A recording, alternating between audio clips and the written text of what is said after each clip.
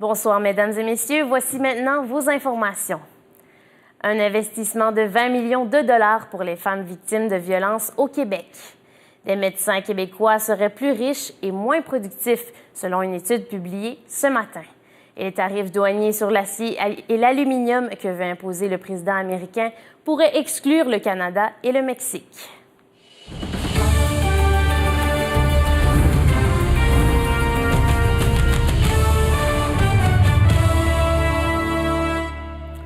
Ici José Basque et voici votre bulletin de nouvelles de 18 heures. Le gouvernement québécois a annoncé plus tôt aujourd'hui un investissement de 20 millions de dollars pour la cause des femmes victimes de violences. Une nouvelle qui tombe la veille de la journée de la femme. Ces 20 millions de dollars seront distribués sur une période de 3 ans et la somme de 13 millions annoncée en décembre dernier est incluse dans ce montant. Nous faisons le point avec notre journaliste Jasmine Dupont. Jasmine, à quoi serviront ces fonds et seront-ils suffisants pour les victimes? Oui, José, ils viendront soutenir les femmes victimes de violences sexuelles ou conjugales de plusieurs façons, notamment dans les maisons d'hébergement, qui se disent présentement en grand manque de moyens. Sylvie Langlais, présidente du regroupement des maisons pour femmes victimes de violences conjugales, s'est dit heureuse de recevoir cette nouvelle, mais qu'elle craignait tout de même que cette somme ne suffise pas pour combler tous les besoins actuels de la cause. Et est-ce qu'il y a un plan d'action pour la distribution de cette somme-là? Non, aucun plan d'action n'a été dévoilé jusqu'à présent, ce qui inquiète plusieurs personnes impliquées dans la cause des femmes victimes de tout type de violence. Il y a apparemment un large territoire à couvrir au Québec et que ce soit pour les grands centres ou les plus petites régions avoisinantes, il y a un sérieux manque. Selon Mme Langlais, le regroupement recevait plus d'argent du gouvernement en 2004 qu'aujourd'hui. Nous savons que les besoins en lien avec la violence auprès des femmes augmentent d'année en année, plus particulièrement au moment présent, aussi qu'au cours de l'année dernière, avec le mouvement Moi aussi, qui a provoqué plusieurs réactions partout à travers le pays et le monde entier, en effet. Selon la ministre Hélène David, responsable de l'enseignement supérieur et de la condition féminine, l'investissement ne s'agit que d'un premier pas vers l'avant pour les victimes et que d'autres fonds seront éventuellement répartis au Québec. Donc, un dossier à suivre certainement. Merci beaucoup, Jasmine. Avec plaisir, José. Et une étude indépendante à la demande du commissaire à la santé et au bien-être a dévoilé que l'argent dépensé depuis 10 ans dans l'augmentation de la rémunération des médecins au Québec a été accompagné d'une baisse de la productivité de ceux-ci. Juste avant de partir pour sa mission en France, le premier ministre Philippe Couillard a dit qu'il n'a pas l'intention de changer le mode de rémunération des médecins malgré ce rapport. Prudence avec les boissons alcoolisées. C'est le message que souhaite faire passer Santé Canada aux jeunes après la tragédie qui est arrivée à Athéna Gervais, une jeune fille de 14 ans retrouvée morte à Laval la semaine dernière suite à une consommation abusive de boissons alcoolisées sucrées. Notre journaliste Amandla Ngimbi a plus de détails concernant ce message. Oui, en effet, José, aujourd'hui, à travers ce communiqué, Santé Canada a voulu rappeler aux consommateurs de ne pas se fier au sucre des boissons alcoolisées et aussi que celles-ci peuvent être dangereuses. Elle a aussi ajouté qu'il fallait que le mélanger les boissons alcoolisées et des boissons qui ont de la caféine ou un fort taux de sucre, empêcher le consommateur de s'apercevoir des signes d'intoxication liés à l'alcool, ce qui est un risque pour la santé. Par ailleurs, ce communiqué est aussi perçu comme une réponse face à la pression qu'avait exercée la ministre québécoise déléguée à la santé publique,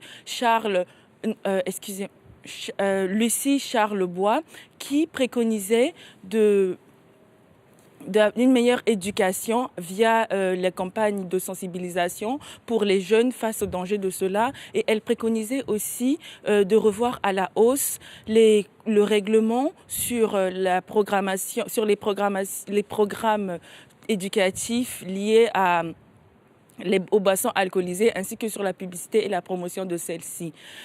Sans oublier que c'est un plus pour l'avancement de la loi Athéna que souhaite faire établir M. Alain Gervais, qui depuis la mort de sa fille n'a pas cessé de militer pour plus de vigilance par rapport à l'accès quand les jeunes aux boissons alcoolisées telles que le Fucked Up ou Four Loko, qui ont des taux d'alcool supérieurs à 11,9%. Donc, une réglementation qui est à suivre certainement. Merci beaucoup, Amandla. Je vous en prie, José. Et après plus de 30 ans d'ouverture, une plainte met un terme aux visites des anciennes mines d'amiante de Thetford Mine.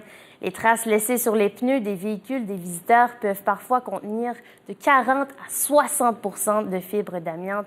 Le docteur René Veillette précise que tous les types d'amiante sont cancérigènes et qu'il n'existe pas de preuve d'un seuil d'exposition sécuritaire.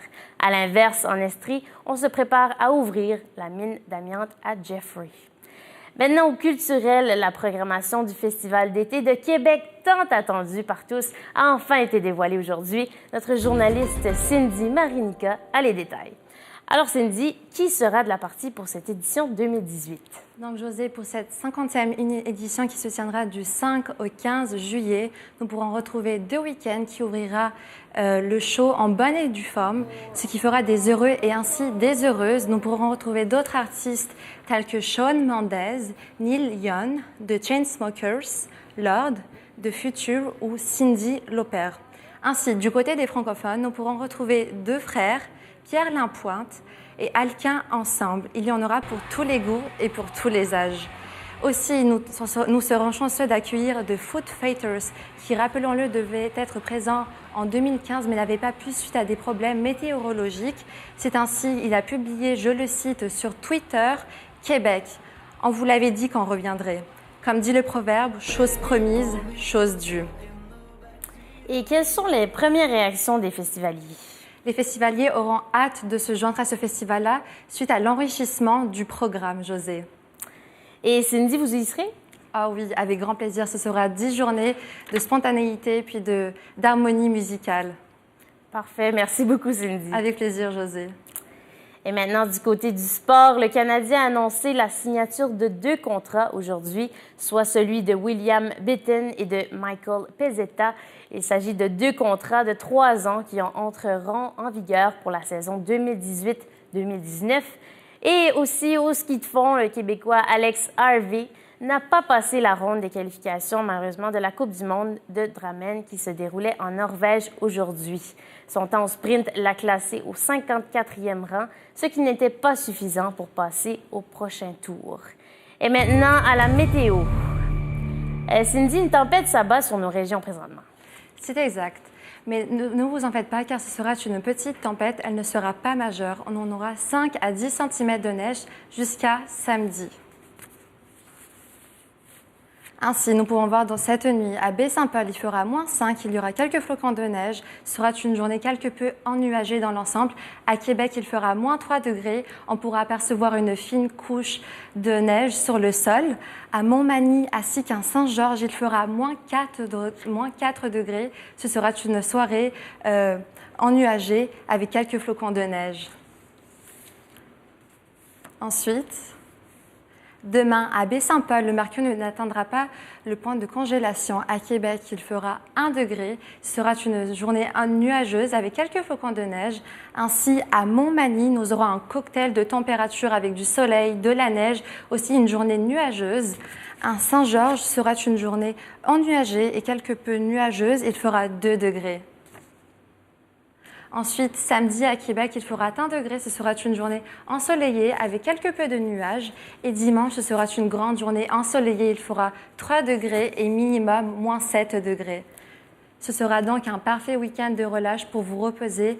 Mais avant toute chose, faites attention sur la route. Merci beaucoup, Cindy. Et c'est déjà la fin de ce téléjournal de la part de toute l'équipe. Merci d'avoir été des nôtres. Pour réagir aux nouvelles et pour vous informer, on vous invite à visiter le tvanouvelles.ca. Sur ce, je vous souhaite une bonne soirée à notre antenne et à la prochaine.